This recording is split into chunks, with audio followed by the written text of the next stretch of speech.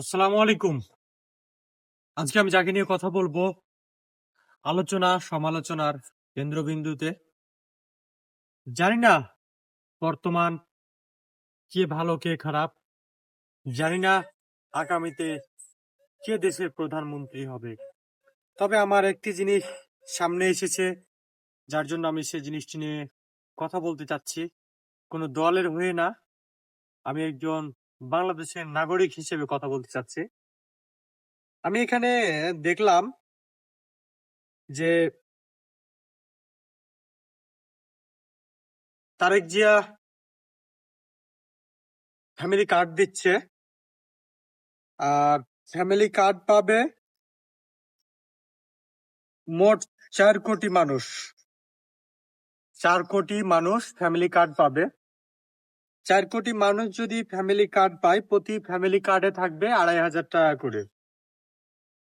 তাহলে এই ফ্যামিলি কার্ডে, প্রত্যেক ফ্যামিলি কার্ডে 2,500 টাকা করে ধরা গেলে মোট হবে 4 কোটি মানুষের প্রতি মাসে মোট খরচ হবে 10,000 কোটি টাকা। প্রতি মাসে খরচ হবে 10,000 কোটি টাকা। এই 10,000 কোটি টাকা কোথা থেকে আসবে?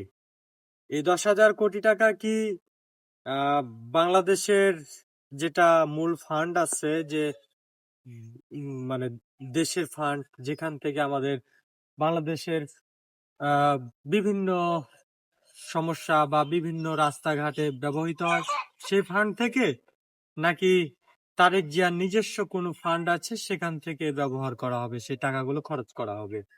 আর যদি যদি ইনকেস তারেক জিয়াই তার ফান্ড থেকে সে টাকাগুলো খরচ করে, তাহলে প্রতি মাসে যে 10,000 কোটি টাকা খরচ হবে, সেই 10,000 কোটি টাকাটা তিনি কোন ফান্ড থেকে দিবে, এবং ওনার মাসিক ইনকাম কত যে উনি প্রতি মাসে 10,000 কোটি টাকা খরচ করবে? যদি 10,000 কোটি টাকা খরচ করতে হয়, তাহলে তার অবশ্যই 11,000 কোটি টাকা ইনকাম সোর্স থাকতে হবে, বা 10,000 কোটির উপরে ইনকাম সোর্স থাকলে সে 10,000 কোটি টাকা খরচ করতে পারবে। এরকম কি কোনো ইনকাম সোর্স আছে তারেক জিয়ার, নাকি নাই? প্রশ্ন। আর আরেকটি কথা, যে আমরা গত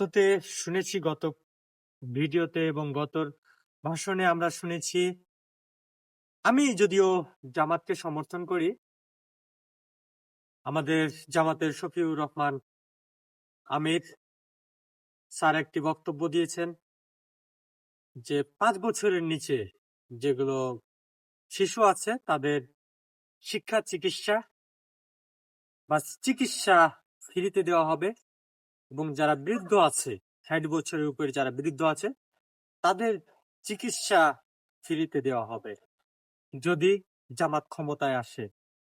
জানি না আল্লাহ কাকে সম্মানের চেয়ারে বসাবেন, সবকিছুর মালিক আল্লাহ। তবে এই যে তারেক জিয়া যে কথাটি বলেছে, যে প্রতি মাসে প্রতিজনকে 2,500 টাকা করে দেওয়া হবে 4 লক্ষ মানুষকে, তার মানে 10,000 কোটি টাকা। এই 10,000 কোটি টাকা কোথা থেকে আসবে? আপনারা জনগণ, আমি জনগণ, আপনাদের কাছে প্রশ্ন, আপনারা অবশ্যই এটার উত্তর দিয়ে যাবেন। এবং আমি চাই এই কথাগুলো প্রচার হোক। আমরা চাই মিথ্যে আশ্বাসের চাইতে আশ্বাস না দেওয়াটাই উত্তম। আপনারা কি বলেন? কমেন্ট বক্সে বলে যাবেন।